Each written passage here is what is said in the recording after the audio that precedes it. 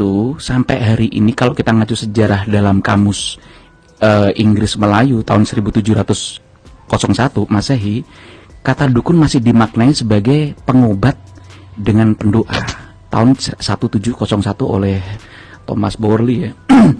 Lalu tahun siapa tuh Thomas Borley? Ahli bahasa dari Inggris, kamus Inggris Melayu waktu itu bisa di cross check secara akademis ya. Lalu tahun 1900 sejak ada politik etis Belanda dengan adanya sekolah, waktu itu madrasah tergusur ya. Dikatakan bahwa orang yang sekolah di madrasah pondok pesantren itu kampungan, tapi kalau yang sekolah itu modern. Begitu juga pemahaman tentang penyembuhan, karena di tradisi pesantren itu juga ada pelajaran penyembuhan dan lain sebagainya dengan doa-doa ya, dan lain sebagainya. Itu dianggap kuno. Akhirnya dukun itu dari pengobatan hanya dipersempit menjadi metafisika saja. Itu sejak itu masuklah budaya Barat dengan adanya dokter. Halo Sobat Fakta, Bang Pin. Ketemu lagi dengan Bang Pin yang terus mengabarkan fakta viral seputar selebritas tanah air yang terus saja bikin berita. Dan dengan berita mereka tetap eksis di ranah media. Ya, Atta Halilintar nampaknya bikin blunder guys dengan mengundang para dukun ini. Atta Halilintar terkena abu panas dari mengundang para dukun ini. Karena komentar-komentar para dukun di podcast Atta Halilintar itu di luar kontrol. Dan AHA Podcast, kanal YouTube milik Atta Halilintar yang memfasilitasi hal tersebut, akhirnya harus menanggung dilabrak oleh Ikatan Fisioterapi Indonesia. Dan Atta pun dengan lapang dada akhirnya menghapus podcast tersebut. Nah, bagaimanakah ceritanya? Atta Halilintar akhirnya dikibuli para dukun ini. Dia sudah bayar mahal dan tetapi banyak komentar-komentarnya yang di luar kontrol. Yuk kita simak apa yang dikatakan oleh Ketua Ikatan Fisioterapi Indonesia. Jangan lupa like, subscribe, dan komennya, serta selalu ada doa dalam setiap lentikan jarimu.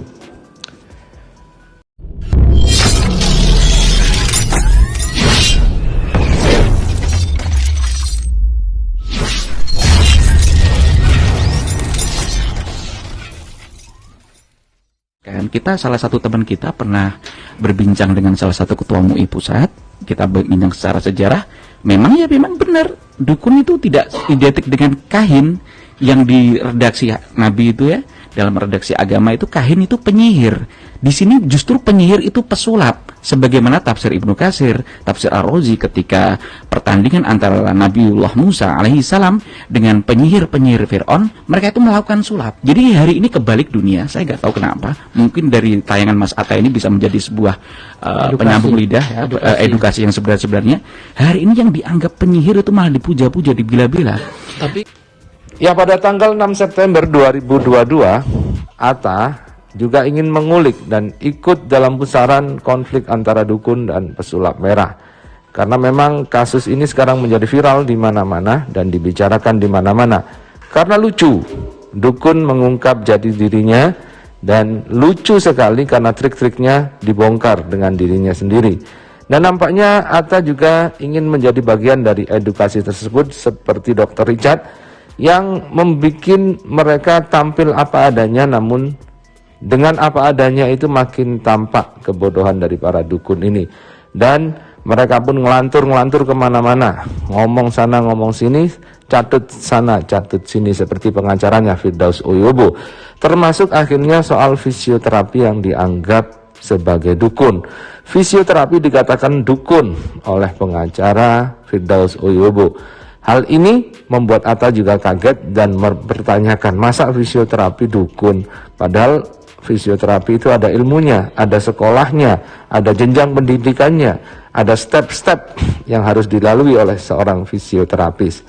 Nah, kemudian karena pernyataan itulah maka Ketua Ikatan Fisioterapi Indonesia memberikan komentarnya dan melakukan klarifikasi terhadap Atta Halilintar, sehingga akhirnya Atta mengundang pakar fisioterapi yang lagi viral. Berikut ini surat terbukanya.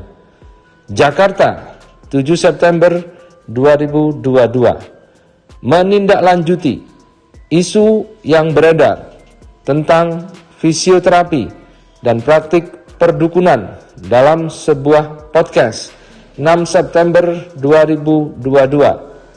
Ikatan Fisioterapi Indonesia telah melakukan pertemuan dengan AHA Podcast selaku platform yang memfasilitasi diskusi tersebut. Pertemuan Ikatan Fisioterapi Indonesia dengan Atta Halilintar sebagai pemilik AHA Podcast berlangsung dengan baik. Semoga langkah ini dapat menguatkan martabat fisioterapis sebagai profesi kesehatan yang legal dan tercantum dalam Undang-Undang Kesehatan Republik Indonesia. Purnomo Dwi Putra, SFT MM, Ketua Umum Ikatan Fisioterapi Indonesia. Nah, begitulah apa yang dikatakan oleh Ketua Ikatan Fisioterapi Indonesia. Dan kemudian Atta pun menghapus podcastnya dan mengundang fisioterapi dan juga Gus Miftah. Berikut ini beberapa kutipan videonya. Saya kira penjelasannya tadi Gus Miftah udah clear, Luar biasa ya. Luar biasa. Kami hanya tinggal memastikan bahwa fisioterapi itu logis gitu. Sekolahnya mulai dari D3 sampai S2. Betul. S1 profesi, S2. Dan sepanjang kurikulumnya itu sepengetahuan kami nggak ada tuh kami diajarkan untuk bisa menerawang atau melakukan misalnya Jadi kalau hal-hal. dandani otot itu memang ilmiah ya. Nggih. Oh, ini beloknya ke sini kelihatan. Betul. Jadi pembelajaran anatomi, fisiologi, kinesiologi, patologi itu kental betul di fisioterapi.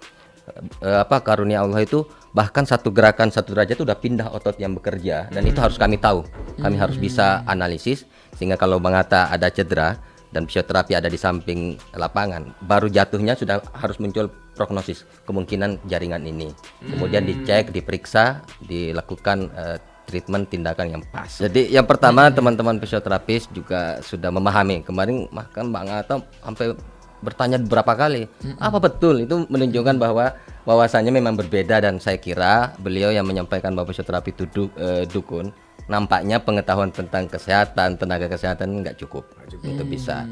Nah masyarakat mesti diedukasi supaya betul-betul mengambil langkah seperti dikatakan Gus Miftah tadi. Kalau ada masalah medis jangan ambil karena itu pasti akan merugikan masyarakat. Saya khawatirnya pengaburan ini mengakibatkan banyak masyarakat lalu Menjadi korban. betul.